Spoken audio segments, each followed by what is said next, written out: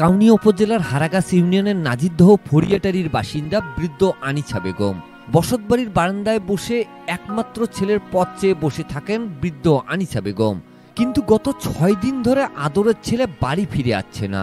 গত 31 জুলাই বৃহস্পতিবার বাড়ি থেকে বের হয়ে নিখোঁজ হন নাজিরদহ ফরিয়াটারির এলাকার মৃত আলতাফ হোসেনের ছেলে আনিসুর রহমান।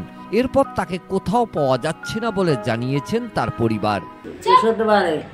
মগরবের আজার পর এখন আধার আধার হয়েছে ওখানে ছাওয়া আও গেছে বলি কোহেল আর পান বুঝলি যা ছাওয়া নাই।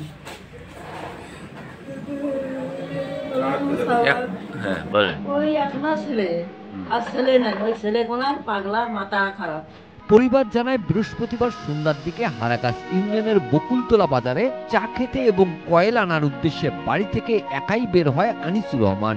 কিন্তু তিনি বাসা থেকে বের হওয়ার পরবর্তী সময় থেকে নিখোঁজ। সেদিন সন্ধ্যায় কিংবা রাতে আনিসুরকে বকুলতলা বাজারে কেউ দেখেনি বলে জানায় পরিবারের লোকজন। নিখোঁজ আনিসুরের মা আনিসা বেগম জানায় তার ছেলে নিখোঁজের ঘটনায় 1 আগস্ট শুক্রবার কাউনিয়া থানায় নিখোঁজ ডায়েরি করেছেন তিনি।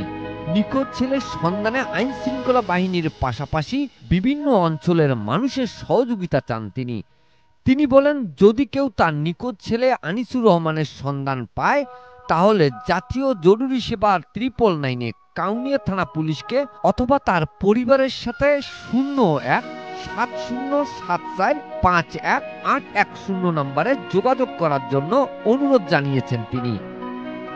Mizanur Rahman, DRS news.